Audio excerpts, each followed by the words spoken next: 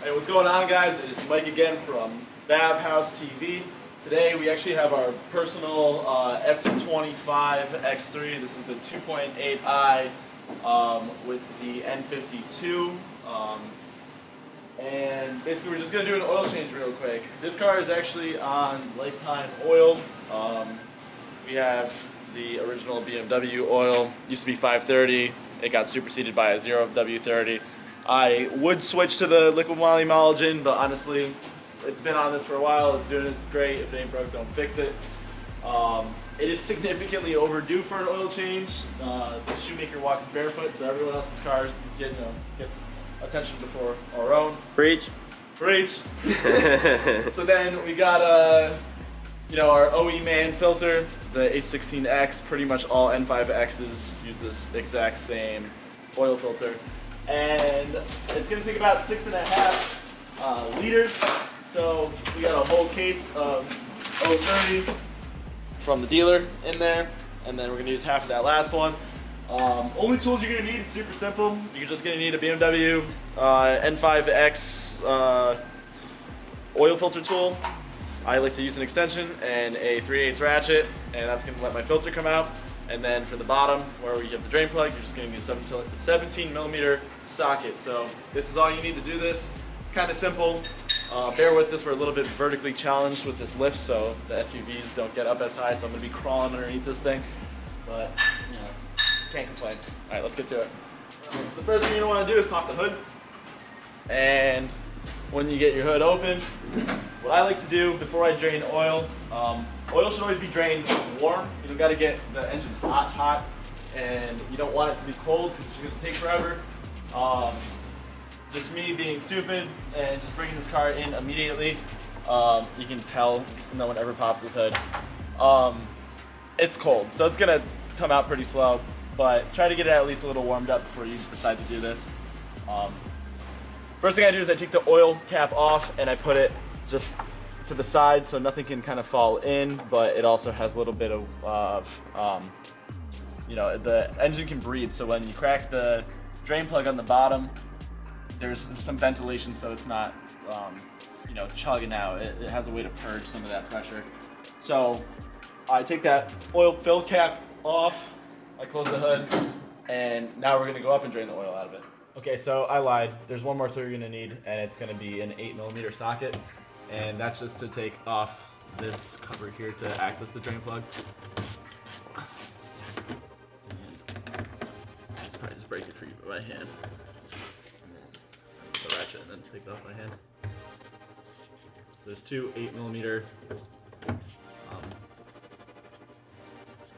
screws. They're plastic tappers. Alright, just like that. And I think this car is just about ready for an oil pan gasket, so there'll probably be a video of that coming up soon. So right there you reveal the 17 millimeter drain bolt, and all you gotta do is break it free and let the oil come out. So I'm gonna do that now. Make sure you have your catch basin underneath, as it might kind of manically come out. It doesn't come out in a very organized fashion. It kind of goes a little bit to the left, right, it splashes all over the place. Comes out with a lot of pressure, especially the more warmed up it is, the crazier the oil is going to come out. So I like to remove the ratchet and do this by hand.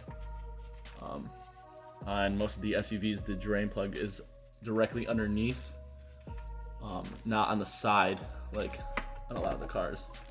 So there you go. That oil actually does not look as bad as I thought it would.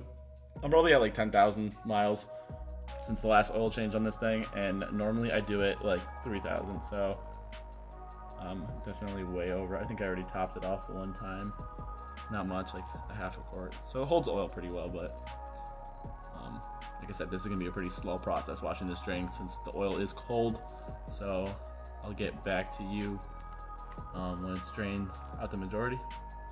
So actually what you can do while it's draining is, or what I like to do is, I'm gonna put this down on the ground and I'm gonna lower the car, and while this is draining from the bottom, I can go to the top and remove the oil filter and start servicing that side of things.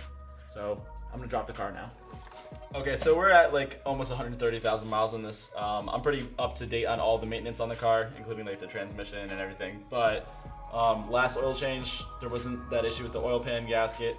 And now I'm starting to see there's some evidence of the oil filter housing gasket beginning to leak. It's not that bad. It's just what I would call sweating, which is your first indication that it needs to be done. So I will also now be shooting another video on that oil filter housing gasket because I need this thing to be in good condition all the time. Okay, that being said, what I'm gonna do first is take a rag and put it around the oil filter housing since it's on an angle and the oil filter housing doesn't drain completely, literally ever. So I don't get oil all over the bottom end of the motor. I'm gonna kind of protect it like that, tuck a little bit more down here so there's nowhere for it to leak, and then I'm going to break this free with my 3/8 ratchet.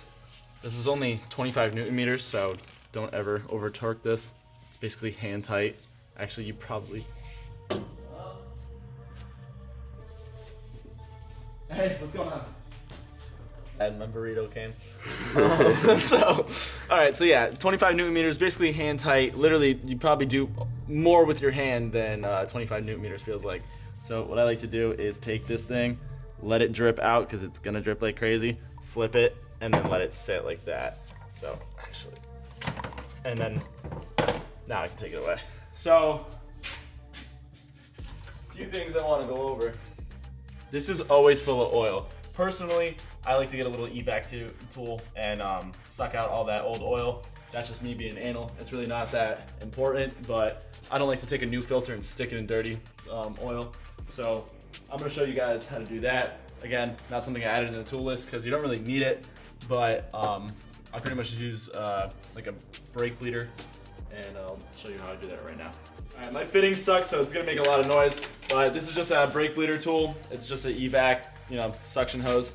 So I'm just gonna connect the air to this and then put this hose into there and take out all that extra oil.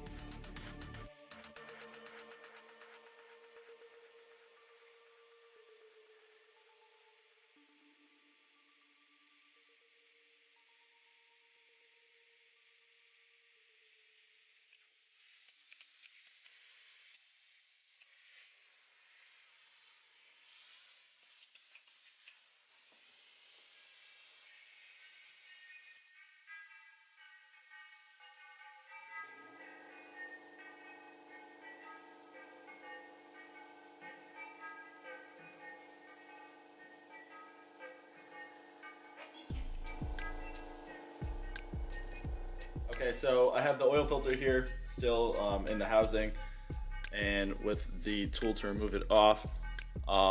So what I'm going to do is right here I have this pan. This is kind of what I use to drain my oil filters and to clean them. So I'm going to first pull out my oil filter, and it actually came with the top of the housing, which is normal, that happens. What I'm going to do is put this aside for 1 second. I want to talk about this real quick. So this right here, this collapsed filter, when it looks all crazy like this, is an indication that I waited too long between oil changes. Again, if I saw this on someone else's car, I'd probably complain. So this is just me being hypocritical. But what I like to do is always go through and check the filter out, see what's going on.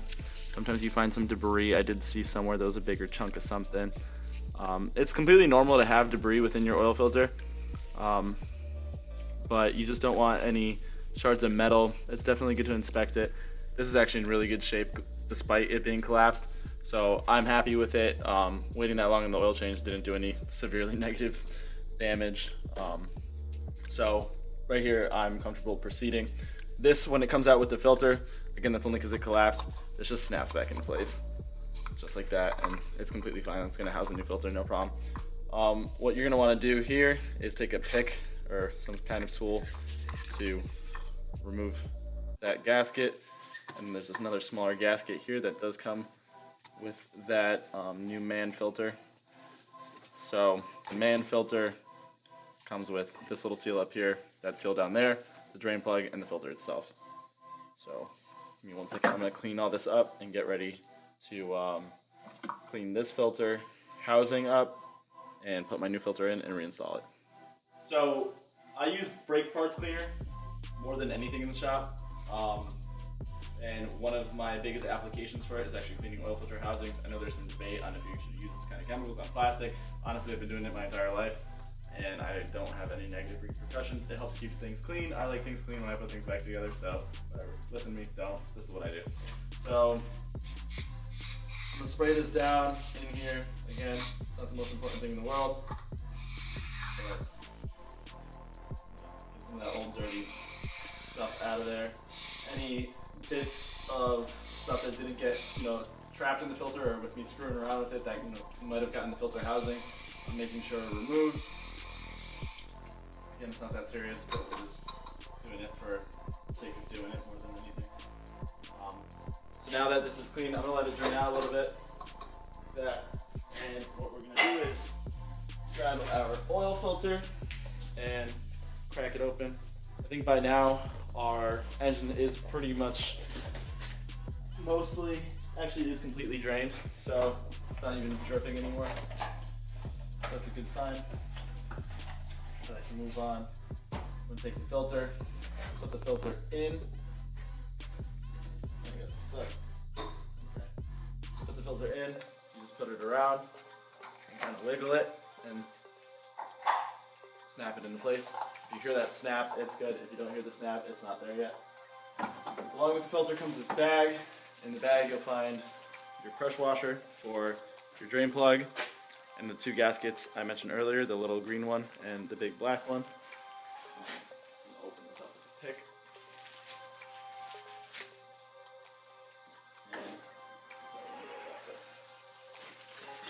So I'm going to take the big gasket first. Seal.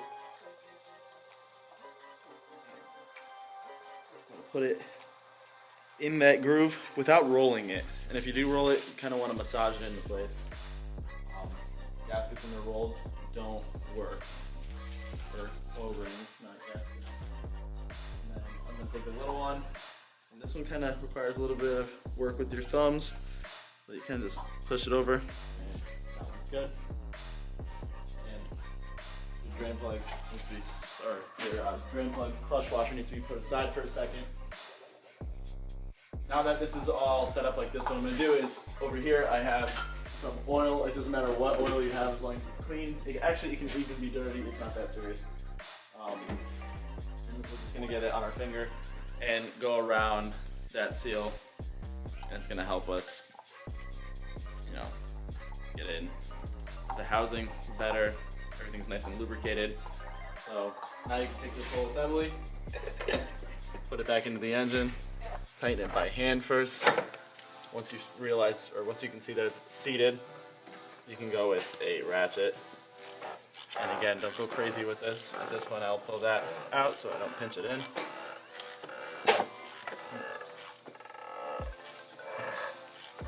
It might get tighter at points and then loosen up a bit. That's just it, seating. And then once it stops, don't go crazy with it. Just a little bit, like barely even wrist tight. And then you can remove the tool. The next step, at this point, it is okay. I know this is already at 25 Newton meters, but just for the sake of showing you guys, I'm gonna grab my electronic torque wrench and show you what 25 Newton meters looks like in comparison to what I just did with my wrist. All right, so this is a 3/8 torque wrench and it is set to 25 Newton meters. I'm gonna put it onto the oil filter housing tool, and now it's pushed to 25 Newton meters, and it only moved a hair. And I don't even think it moved a hair for the reason of me putting that much pressure on it. I think it just had the ability to slide a little bit. So that was already set just by my wrist. This is only to show you guys that, it really doesn't have to be that tight. That's the spec right there. So now I'm gonna close everything up, clean up, I need to put the car back up in the air, and at that point, I'm going to put the drain plug back in, and after that we can fill it up, start it, check the oil, and we'll be all set to go.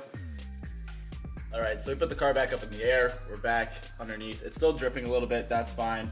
You want to take your new crush washer and put it on your drain plug, just like that. There's a beveled side. If you really look at it, one side kind of bevels in and the other side's going to be completely flat. You want to be cognizant of that, and you want to put, see, I actually had it on backwards. You want to put the beveled side towards the pan, and we're just going to screw this in. Regular thread to the right, started by hand. If there's no damage, you should be able to get it all the way up. So, just like that. Take your 17 millimeter, put it on your ratchet. This ratchet might be a little bit long for tightening if you don't have a feel for how to do this. It's gonna be, again, 25 Newton meters, just like the oil fill cap. So I believe that should be it right there.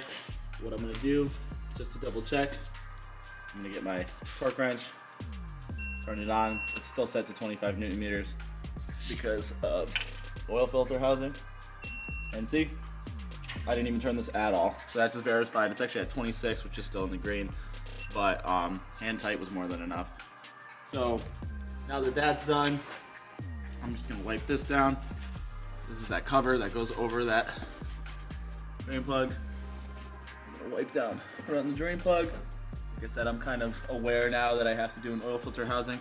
That's a good thing about, in an oil pan gasket. But that's a good thing about doing oil changes frequently, is you get to kind of see what's going on with your car. It gives you a reason to, inspect things and know what you're gonna be in need of service-wise sooner rather than later. Both of these aren't quite preventative, but they're not, the car isn't in dire need of either. So now I have time to plan. So oil changes are positive in terms of finding out what you may need in the future. So now I'm ready to set myself up to do those jobs. Cool. So this just needs to be hand tight. Don't even throw a ratchet on this. Just as much as you can get with your wrist is more than enough. We're gonna drop the car back down, pull this pan out, and fill the car up with oil now. So now I'm ready to put the oil in. I just have this style oil filler where I can actually screw it in and it's not gonna go anywhere. Oh, if it says to work properly. Yeah, so now it's kind of like a spill-less one. So I'm gonna take 6.5 of these liters. This is stupid. Check that out. You gotta break these open. Okay, so forgot about that.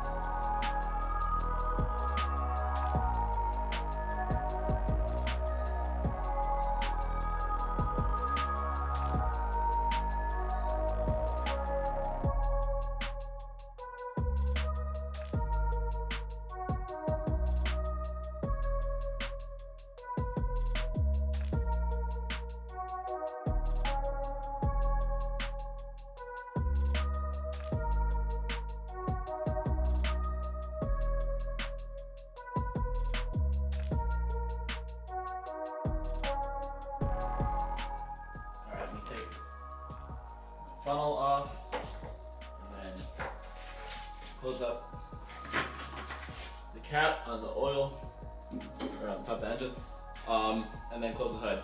And now all we have left to do is take it for a spin and make sure the oil level is correct. do that through the iDrive within the car itself. I'm gonna make an oil sticker for it. Last time I made an oil sticker for 6,000 miles, it was 4,000 miles overdue. So I think I'm gonna set it for 3,000. Using that same logic, maybe I'll make it to 6,000 this time. So let me do that now. All right, so my old oil sticker says 119,000 miles, and it's at 128. So I'm like 10K over, not 10K. Like, I don't even want to talk about it. Okay, so 128,000. 677 is where I'm at, so I'm just gonna set it for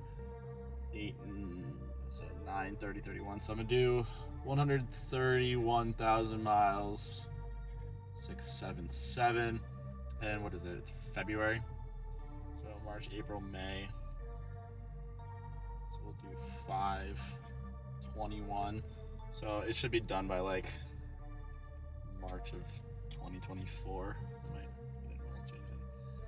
All right, so I'm gonna put that up here. There we go. So that's that. Okay, so next thing we're gonna do is go through the iDrive. Actually, let me put this back on. Excuse the mess in here. So down here, you're gonna have your iDrive controller, and what you're gonna do is go all the way back to the main screen. On the main screen, you're gonna see all these options. You're gonna go all the way down to vehicle info just by scrolling on the right with the toggle. You're gonna go to vehicle status, and here you're gonna scroll down until you see engine oil level, and you're gonna click it. It's gonna say measuring engine oil level. What we're gonna do is, well, I don't even need to drive it. So at this point, it literally just already figured it out for me. So that's all it takes. If it doesn't pop up right away, take it for a drive, and that's how you can figure out what your engine oil level is out. You can see that little extra 0.1 of that liter that I added in is still fine.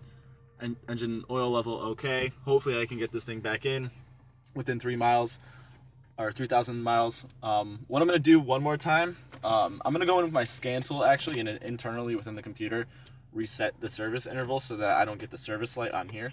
So that's one more thing I'm gonna add, and I'm gonna do that now. All right, so down here you have the cover for the OBD2 port. You just pull it off, plug in your scan tool. This is just a Auto Maxi check. Looks a lot bougier than it really is. What did I pay for this thing? Like $300.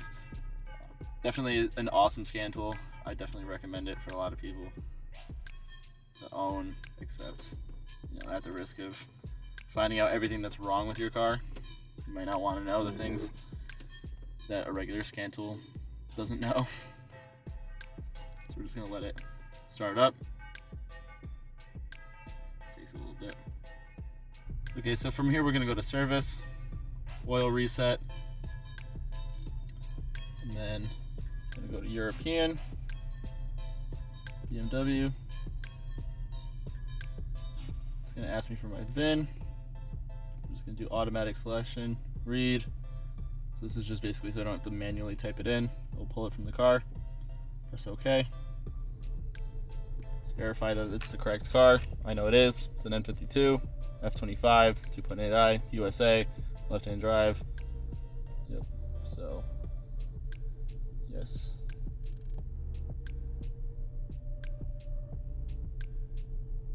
It's loading out the vehicle info.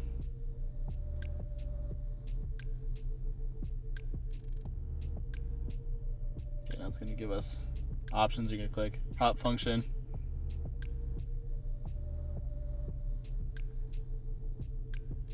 And then condition-based reset, service resets.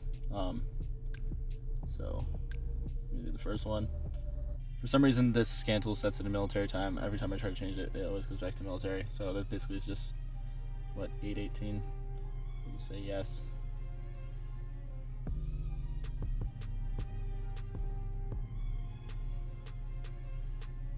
And engine oil right here is at 0%, which must have just happened because it didn't actually say service when I started the car, so perfect time.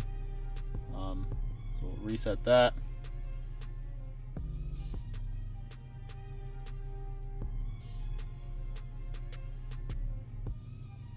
Now it should say 100%. If it decides to load.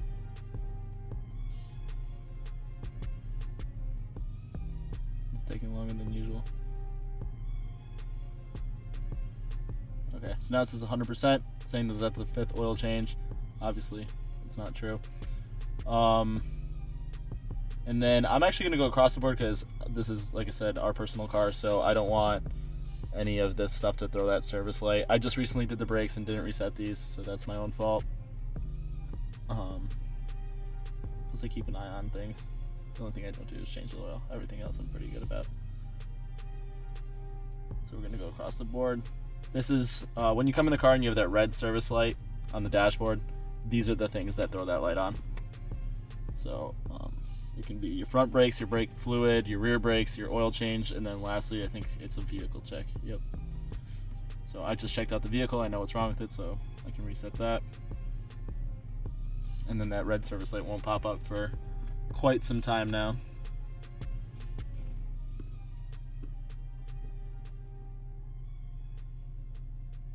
So the vehicle check is linked to the engine oil. If vehicle check and engine oil were performed at the same time, first perform CBS, so condition-based service, reset engine oil, which we did. So we can then change this.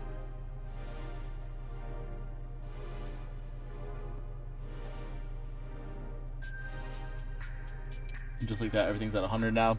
So we have nothing else to worry about. So at this point, you can just escape. The function's complete, everything's saved. And now we're not going to get any lights on the dash. Everything in the iDrive now, there won't be anything for when you go to check control. It'll say all systems okay. There's all these things that I just did on there would be listed here with X's if there was anything wrong with them or they needed to be serviced. So that's it. So I hope that was informative. Don't be like me and be that lazy when it comes to changing your oil on these things. I got lucky that I went that long, but you know, you need to use your oil changes as a time to figure out what might be going wrong with your car or what might be going right. It doesn't have to be 100% negative, but yeah, definitely be proactive. Don't do what I did. Anyways, thanks for watching. Until next time.